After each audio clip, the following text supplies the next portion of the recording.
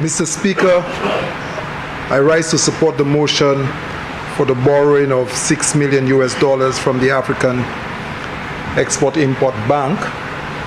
But before presenting a brief acknowledgement and support to this borrowing, allow me just 1 minute to set the background to this very important borrowing. Mr. Speaker, I speak of yesterday's observance of World Children's Day. And today I want to state publicly that I join the rest of Caribbean St. Lucians, both here and abroad, in promoting the best care for our children, and will continue to do so through the work of my ministry and the Ministry of Education. Mr. Speaker, we are not where we ought to be as it relates to the social development of our children, but we must continue to promote the best practices to ensure that care and development of our children is paramount on the agenda. Mr. Speaker, we must unlearn some of the old stuff and learn new ways to move forward. To parents, Mr. Speaker, let us learn to love our children unconditionally and to find loving ways of correcting and nurturing them when they do wrong, as opposed to some of the methods that seem more abusive than corrective. But Mr. Speaker, I cannot help but also for us to reflect on the atrocities that are taking place in the world today, particularly in Palestine, Israel, where children and babies are victims of useless wars and killings. The purest of human beings are being hurt in every unimaginable way, being killed, some being snatched from their parents, buried under rubble alive until they take their final breath. Mr. Speaker, the people who are responsible are not uneducated persons by world standard. On the contrary, they are probably those who attended the best universities and are clothed with all worldly certificates and accolades. That is why I have come to some personal conclusion that as it relates to the current work of my ministry, I have said to all professionals that it does not matter how many PhDs, masters, and degrees an employee is decked with. If you do not care about the people of St. Lucia, your effort will not be impactful. So to all of our St. Lucian children, I say, you are beautiful. You have purpose. You have a right to be cared for and nurtured. Mr. Speaker, the book of wisdom says children are a heritage of the Lord. Our children are gifts. And speaking of gifts, Mr. Speaker, Proverbs 3:9 says to honor the Lord with thy substance and with thy first fruits of all thine increase. And in recognition of all children's day, I thank God for my first fruit, my first grandchild, my beloved grandson, Benoit Josima Joachim Henry Hyacinth. Today, Mr. Speaker, is his 24th day since he's here. He came with a stamp with a birthmark that is shaped like a heart. Children are truly a loving and lovely gift from God. And Mr. Speaker, to the substantive, thank you, Mr. Speaker, for allowing me to state this. And for the substantive borrowing, Mr. Speaker, to impact the lives of our children in St. Lucia through the institutions we call schools. Mr. Speaker, it's very innovative that the Prime Minister did not just borrow, but he borrowed to establish a very important foundation. And that foundation is really connecting us to the place where it all started. Mr. Speaker, I've always reflected as I spend time in this house of representing the people of Castries South East and in politics. I have come to this conclusion that if you do not know your history, you would not know your friends. If you do not know your history, you do not know your enemies. And even if it was 10%, Mr. Prime Minister, and I know you are so careful about how you do financial business, connecting us to the African banks is a positive direction for the development of people in this part of the world. Mr. Speaker, our schools exponentially have reached an age where they are deteriorating. I can tell you that the Bexar Infant School, many years ago, it was asked that this school should be discontinued under the Basic Education Reform Project, because in the Bexar Valley there was a massive flood, and evidence showed that this ground floor of this building is certainly not safe for children.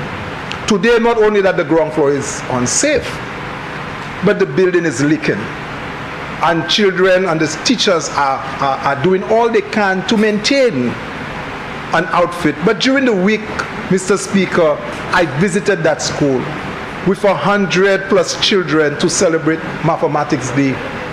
And Mr. Speaker, I had a glimpse of what our future would be like, and I had to conclude that we are in safe hands as it relates to our children, notwithstanding some of the problems we have today.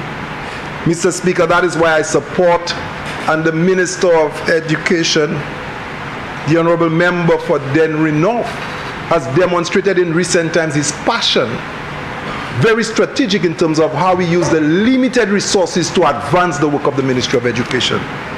Mr. Speaker, again, I cannot help but to remember the statement made by the former Prime Minister, because, Mr. Speaker, it's important for me, and there comes a time when we need to go to our people and to vaccinate their mental, what they have received from certain persons who are influential.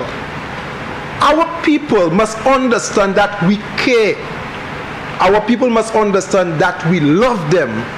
Our young men in our society no longer believe in government. The people believe that politicians do not tell them the truth.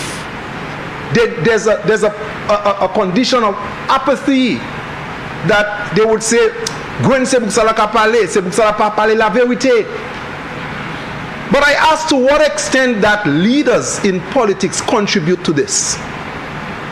So when the statement was made with such grandeur and as if it was so right to tell parents, to tell the teacher, the principal of the school, it is the former Prime Minister who said it's on record. Tell the parents to come and fix the toilet or else close the school. The former Prime Minister of Mikud South, thank you. The former Prime Minister of Mikud South, tell the school principal to tell the parents to come here to fix the toilets or else close the school. Mr. Speaker, I've listened and I've internalized that statement. Do you know, Mr. Speaker, that the parents that he has to call are the one paying taxes for him to get a salary? Do you know that the parents that he has to call are the ones who paid the first set of funds in place to fix the school the first time? They are taxpayers. It is not his money out of his pocket that the school was fixed. And I know the same parents at their home, if the children had damaged something at their home, they would find resources to fix it and to continue to love the children. Mr. Speaker, there are some men, not all, because they no longer have a relationship with the mother, they punish the children. They would no longer care for the children. And I ask myself, when the Prime Minister called for war upon this country, I've heard him. The former Prime Minister, member for Mikud South, he said, get angry. There must be war. There must be no peace. I ask why. But it reminds me that when a father is no longer able to have a desired relationship with a spouse, he decided to turn on the children. He turned on the children. And I asked myself, is it the same thing happening? That because you're no longer in power, or you no longer have the power over Mother Helen, you are now calling for war on the children. Is this what's happening? That if I cannot have her, then the children should perish. Is that what is being called upon? And therefore, Mr. Speaker,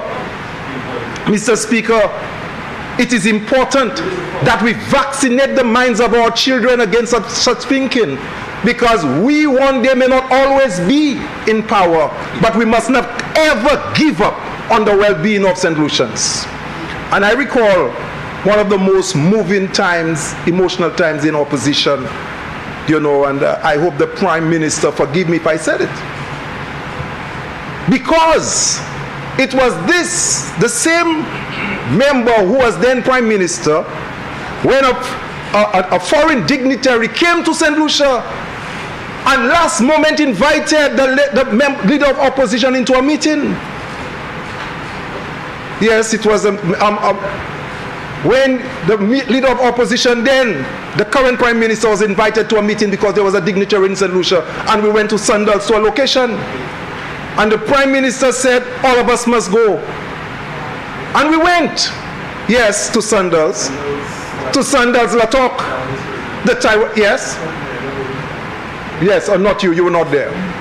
You were not there. And when we gathered there,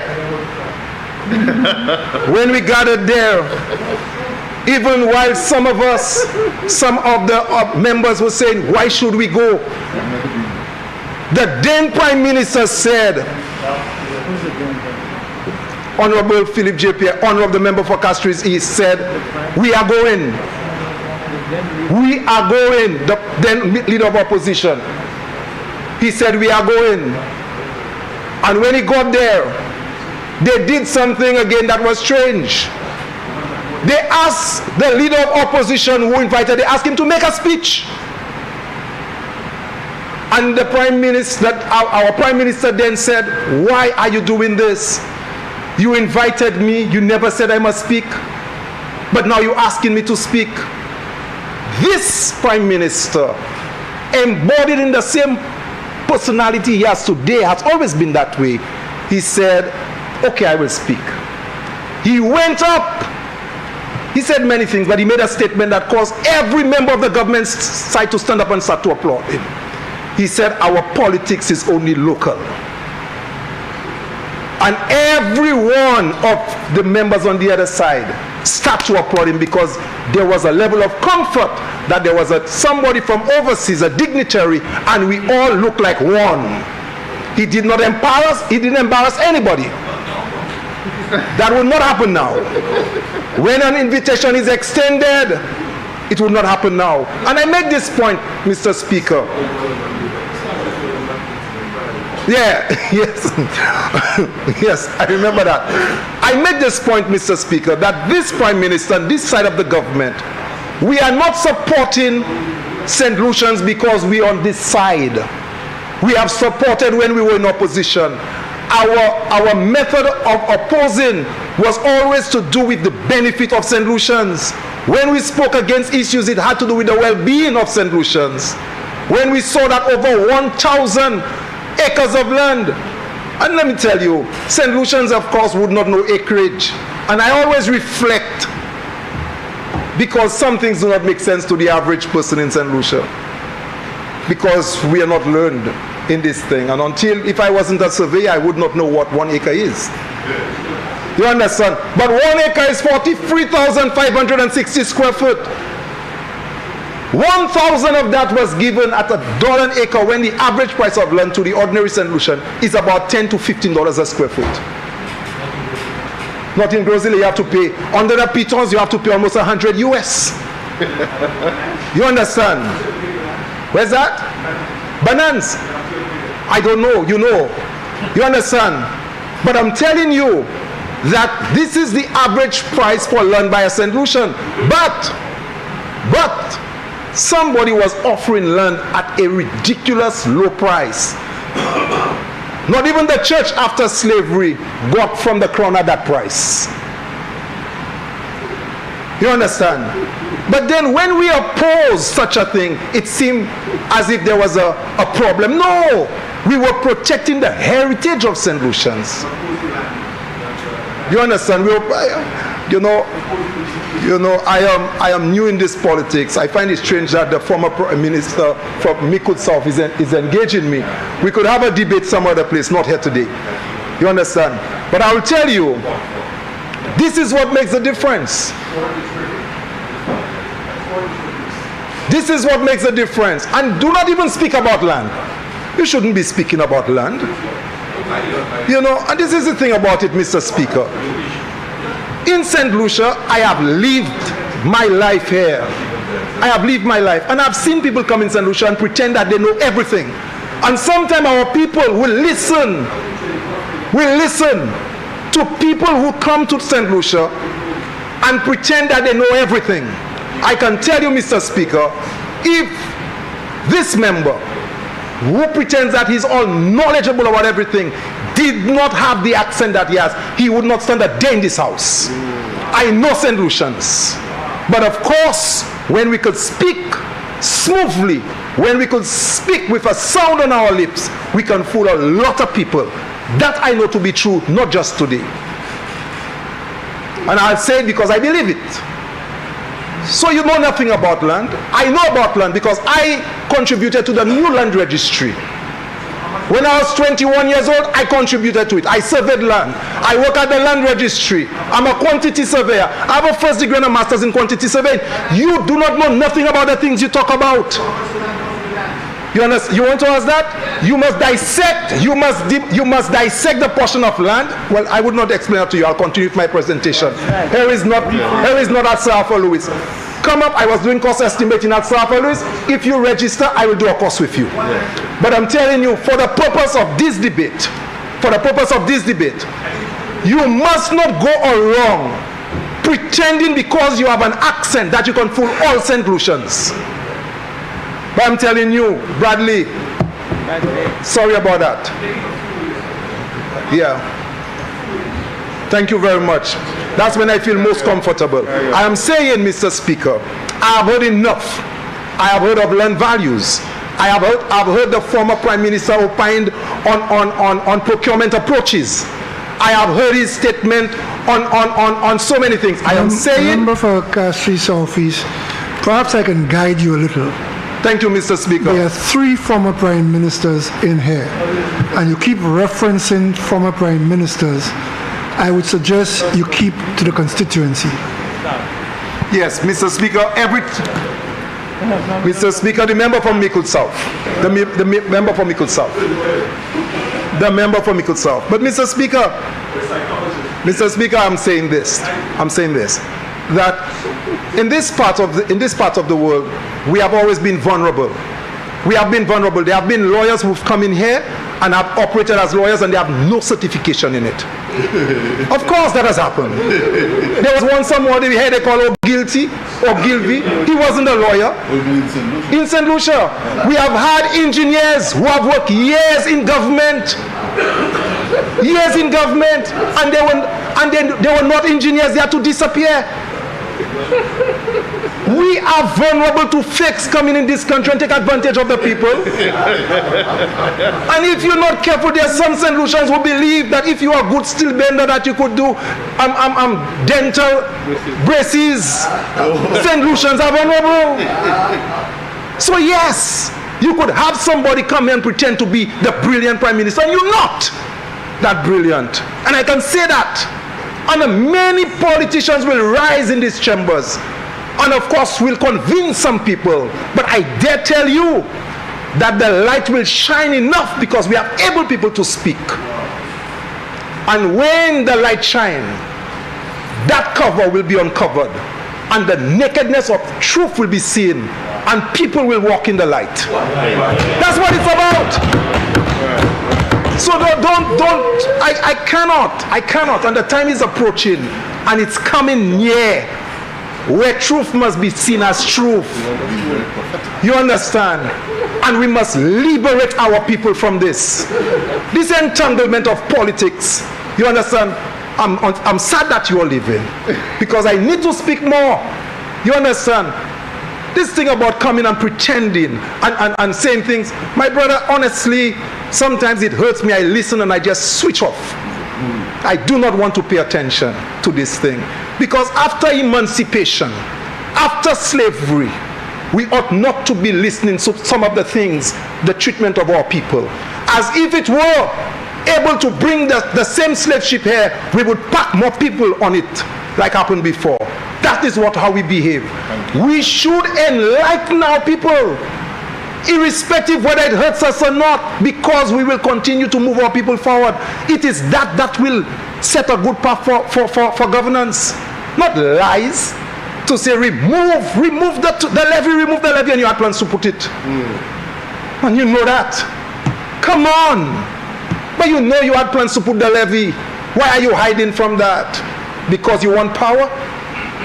When a man who wants a woman lies to get her, the relationship will not last. It will not last. And if you want Mother Helen and you're going to deceive her, if you're going to deceive Mother Helen just to have that power relationship with her, I dare say to you, that is why you will walk out very soon. That's the nature of the relationship with the people of St. Lucia. Our people in St. Lucia, they have gone through quite a bit. Following slavery, hard knocks. And that is why, Mr. Speaker, sometimes within my bosom, I take it and ask myself, when will true liberation come to these people? When will we actually walk in light? But oh yes, when you drink the cup of power, you no longer can resist. You no longer can resist having it again. And therefore you'll do anything to have it again. That is the temptation one must resist if you want true development of our people. So I say, Mr. Speaker, as I've supported our Prime Minister, and I've supported any minister of government, and on record, Mr. Speaker, it's only about 10-15 years since I'm in politics. But I have far more time in the business of governance. And I've been exposed to many prime ministers in government and many ministers. From John Compton all the way, I've met personalities. But I cannot recall ever hearing misinformation like I've heard in recent times to deliberately mislead people. I've never heard that before. Old enough to remember. So, Mr. Speaker, anyone who deserves of a seat of power to lead the people must demonstrate that by true caring and speaking truth to the people, whether you're in power or you're out of power. If you cannot do so and you are doing misinformation, then if you do misinformation, you cannot govern with misinformation. And if you cannot govern with misinformation, then you cannot govern. And that is why the past term in office was so miserable. Difficult. You do not believe in investing in poor people.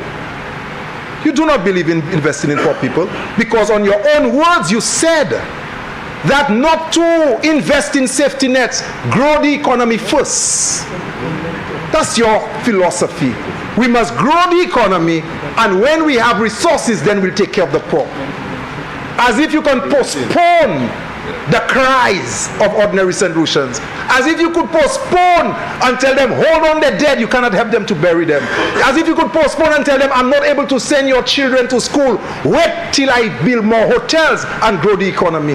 That philosophy is a philosophy not even in the US, the mother of all capitalist country, that is being practiced, because they have some of the biggest safety net programs you could imagine.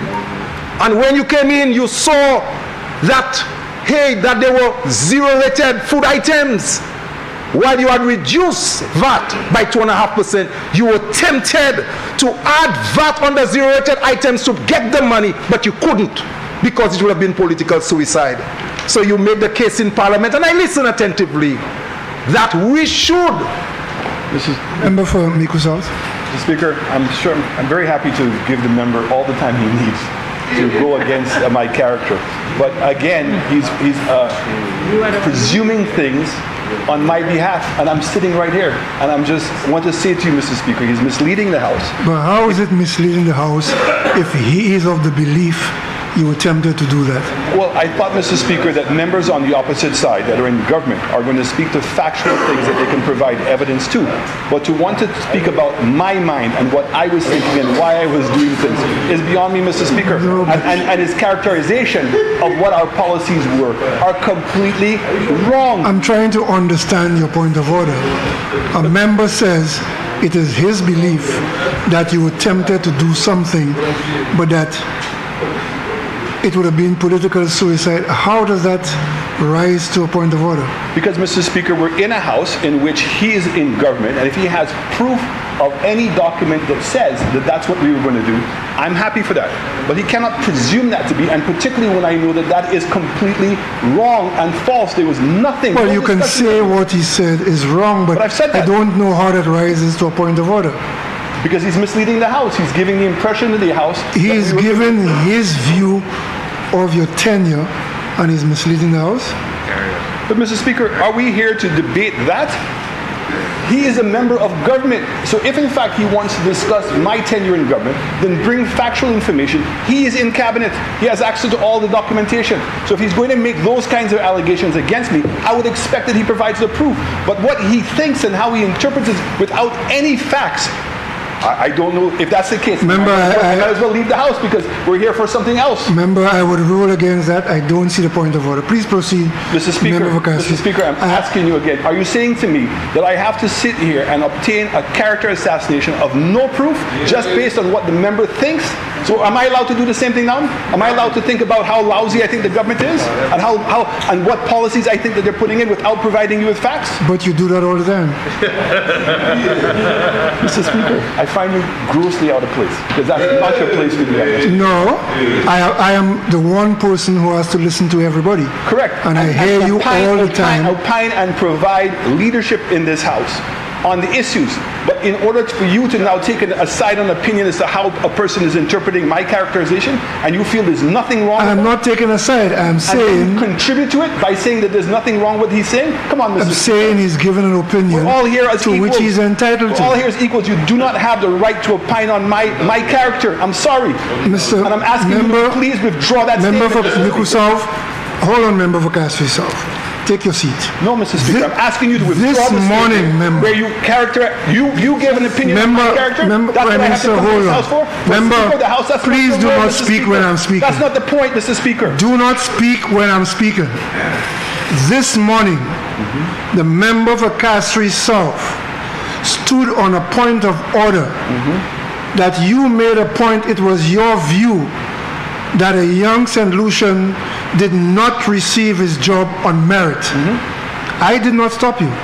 I told a member for Castries South that that you did not cross the line as yet. But Mr. Speaker, that's But why is it that you think now I am not entitled to say that the member is entitled to his view?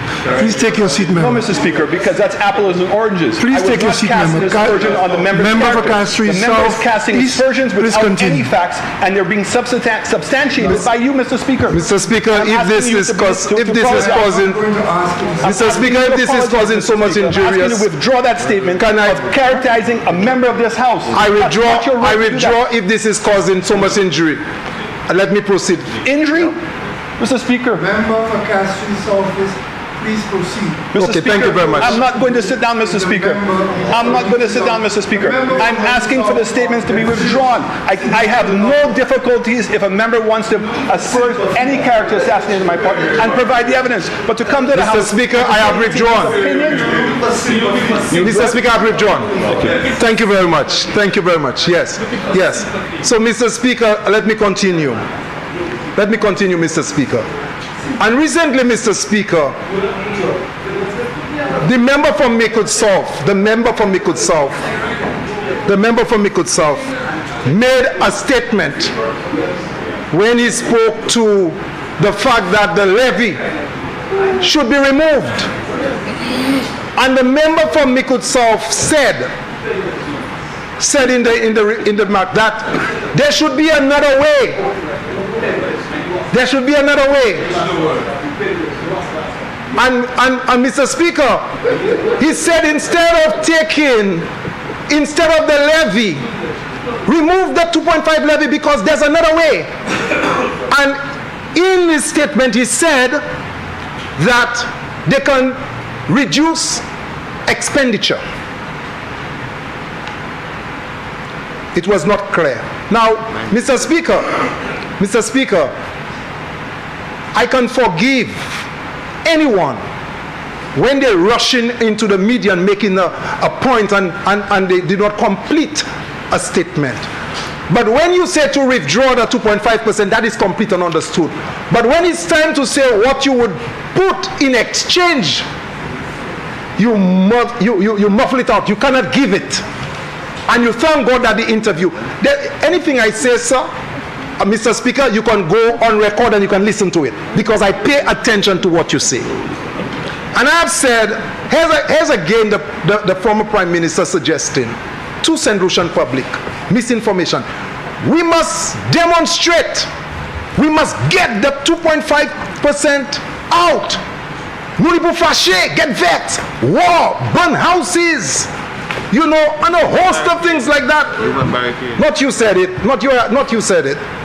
All of this was said, and there's a fervor of destruction to come upon St. Lucia. You understand?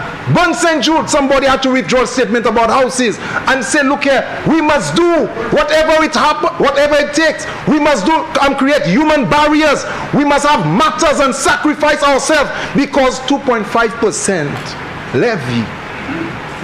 But what is it we must replace it with? That was not given. So you ask people to sacrifice themselves for something that they must move, but you will not tell them what exactly you will put. Maybe the same thing, maybe something worse, or something lower or lower levy, and that was not even said in the media. Or you would have, yeah. But you also said when you was talking about VAT in your campaign, you said, we will remove it. And during your reign, you said before the end of your term, you'll move it. Completely. You understand? You understand? You said that. But what happened, Mr. Speaker? What happened, Mr. Speaker? What happened, Mr. Speaker? I'm just highlighting the construct of deception. Deception. You understand? Deception. St. Lucians must not fall trap to politicians who are not clear on what they want to do. You know? Yeah, I'm trying to complete my statement. I withdraw my statement, but the member will not allow me to speak in silence or listen, you know? But I'm telling you, Mr. Speaker, deception, misinformation is how I characterize this Atlantic slave trade. We had to be deceived, our ancestors, to be in the situation we found ourselves. We cannot, after so many years of slavery, to still have within our politics, I couldn't be bothered who, to use slavery as a means, to use misinformation as a means of gaining power. No, I never said slavery, I corrected myself. Misinformation was used for the Atlantic slave trade. And it was used to displace population. Lying to people, telling people it's something better they're going to go to. And all sorts of stories. And there were persons who benefited when our ancestors came here. Today, we're using the same tactics to gain power. Misinformation because of somebody will benefit. I'm looking at you. Yes, I'm in power. And yeah. So what I'm saying, those persons who are out of power are setting up the population on a trajectory to destroy this country based on misinformation to gain power. And I feel sorry for the people of St. Lucia. I feel sorry for poor people. I feel sorry for the people who are participating in a campaign based on misinformation. Their children need to go to school and participate in social studies, and they will not be able to get answers right because of misinformation being spewed by your side. You're not enlightening the people. You're not telling them the truth. You understand? Oh yes, I am. Oh yes, I am. And I'm telling them, I'm telling the people to pay attention to what is factual. We pass VAT, you lowered VAT. You said you would remove it, you did not remove it. We passed the 2.5% levy, and like I said earlier on, Mr. Speaker, can you imagine that Laminal Hospital is being run annually at about $1.4 billion a year? Can you imagine that? But you're going to come and pretend when levy is raised to increase the basket of goods to our St. Lucians, you're making it seem like it is something else that's happening. So I will tell you something. You're asking question, you know more, you're a Matnik and I'm not. You know? No, you know more about Matnik than me. You were born there, I wasn't born there. You understand? Huh? Sure. No, my mother smuggled in a fishing boat for better. I'm not Matnikan. You are. Sure. So you should tell me about Matnik, not I tell you about Matnik. But I'll tell you. I'll tell you. But you know about Matnik. But you're Matnikan, you're asking me about... But you're from Matnik, you're asking me about Matnik. But how you're Matnik and asking me about Matnik? Alors, monsieur, c'est pas comme ça. Yeah, you know, something like that. You know, that's what they will say. You know, in the vernacular of the Frenchman. Alors, monsieur, c'est pas comme ça. You know, I don't know about Matnik. You are the Matnikan. You know about Matnik, I do not know.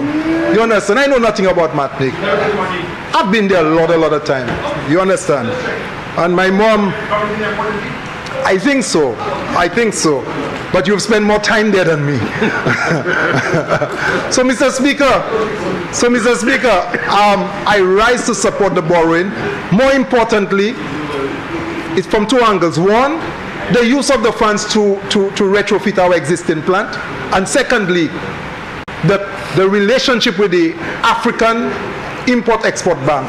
These are two pillars of credible, smart governance that will take us to a better future and liberating ourselves from what has happened to us in the past. Thank you very much.